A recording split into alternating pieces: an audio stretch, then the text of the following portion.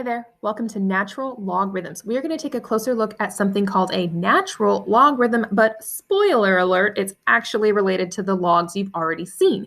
There's only something in particular that makes it something new. You'll see this first example is a function. We're graphing something called, wait a minute, e to the x? What is e? How do we graph something like that? So, fun quick fact, e is approximately 2.71 yada, yada, yada, yada, yada.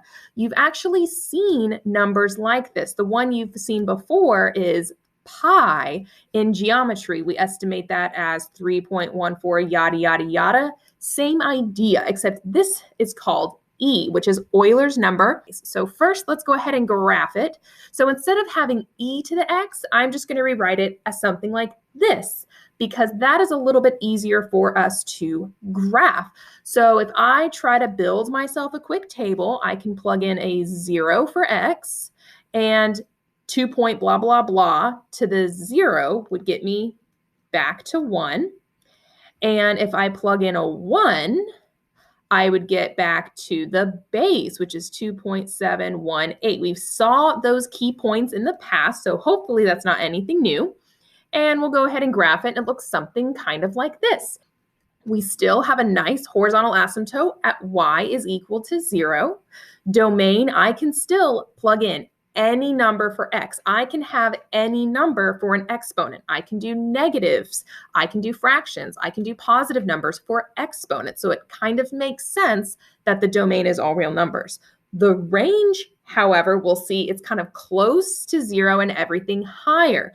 But try to think about it as, well, even if I try to plug in a negative number in for the exponent, it's just going to make it a fraction. If I try to plug in positive numbers and fractions, I'm only getting positive numbers. There is no exponent that would give me a negative number, which is why your range is restricted. So let's take a closer look at, wait, what? ln? What is that? That is the natural logarithm. These are identical. So instead of having to put log base e in your calculator, you can just do ln of x. Natural logs always have a base of e. They don't have anything else. Well, we're still not used to evaluating these, so we are going to do what we do best. Take our key points on our exponential, and we're going to swap x and y. And now we have our other function. This is our natural logarithm. So I've got a vertical asymptote because domain and range have switched. And then you can see that my range is all real numbers, bottom to top. And then my domain is now restricted. So domain and range have swapped out, but it kind of makes sense. They're inverses, so they should undo one another. We've already kind of seen these graphs. We're just using a different base. Here's the good news. All of these different transformations we've seen, guess what? Nothing has changed. If I have a number in front of the natural log, it is still going to vertically stretch and compress. If there's a number inside with the x's, that is still going to shift it left and right. And the outside number is still going to shift the graph up and down. So on this first one, I just want to quickly review some of our laws of exponents. So what I did on the very, very first one is I wrote this in expanded form. So I broke everything out because I want you to see why these rules are working. Well, I can start canceling e on top, on bottom. So it looks like I'm just left with 1e and then 16 over 4. So that gets me a lovely final answer of 4e. And I'm going to leave it like that. I'm not going to simplify it further.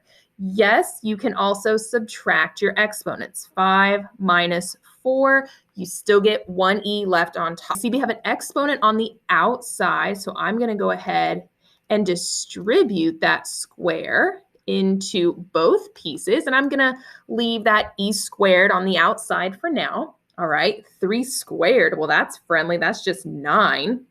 And then I've got negative 4 times 2 is negative 8. Still have that extra e squared. Well, I am multiplying, so I can go ahead and add my exponents. So I have 9 times e to the negative 6. Negative exponents, yes, will cause that flip. So 9 all divided by e to the 6 for a final answer in red. Here's the good news. All of your log properties, they still apply because it's a natural logarithm. On this one, I have a division sign, so that means I can expand with subtraction. Okay, I see some power, I see an e to the fourth, and I see this first part at the beginning. Here's the good news. E to the what would give me 1? Well, 2 to the what would give me 1? Simply 0. So e to the 0, so anything to the 0 will give me 1. And then you can see I swung that power to the front. So let's see if I can simplify that last part in blue. Well, let's try to rewrite this. So e to the what would get me back to e? Well, that's just 1, and I can simplify that for a final answer of -4. So here you can see we just discovered 2 of our other properties. So again, if you like to put an e right here, you can always rewrite it like e to the what gets you back to e. Well, that's just 1.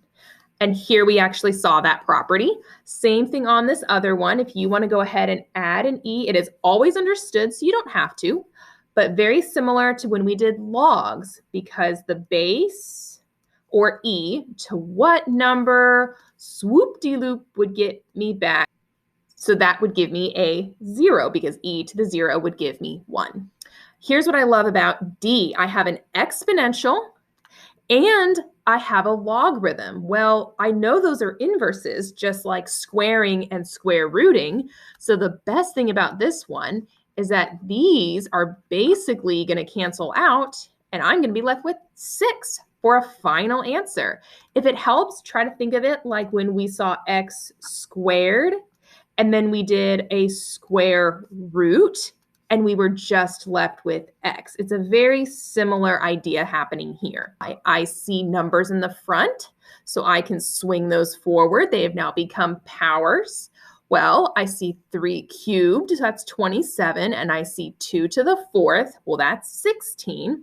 I do see a minus sign, which means I am going to condense with division for a final answer. All done. Again, what I like to do with these is rewrite them to have a base of e. Here's the best thing.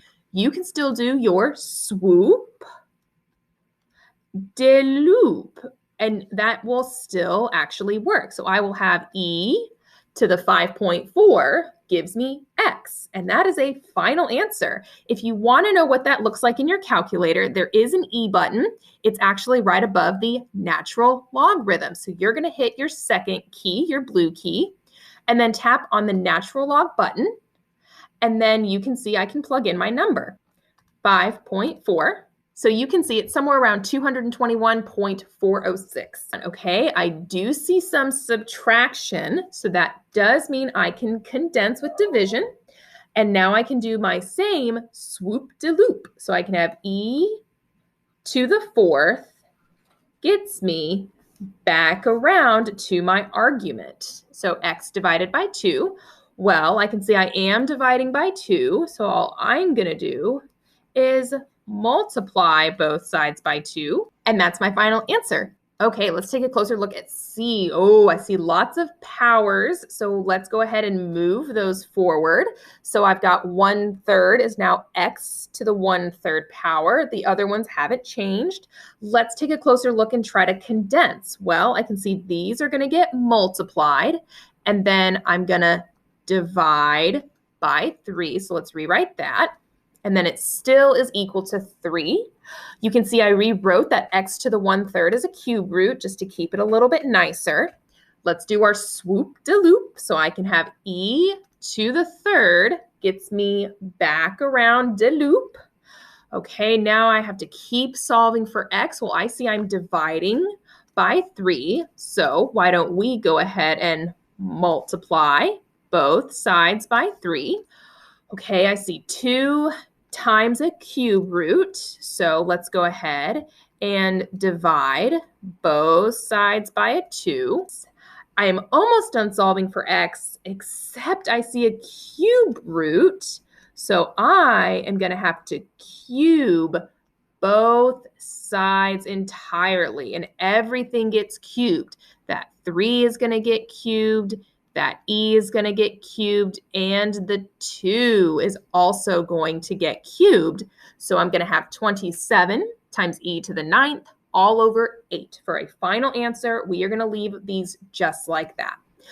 Okay, let's try to work backwards. Let's move the 7. So I'm going to subtract 7 on both sides.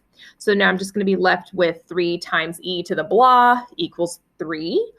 Well, I see there's still an extra 3 in the front. So why don't we go ahead and divide both sides by 3. So now I just have regular E by itself. Since E is involved, I'm going to go ahead and rewrite with natural logarithms. So I'm going to do my swoop de loop. So E to the first gets me back around to 2y minus 1.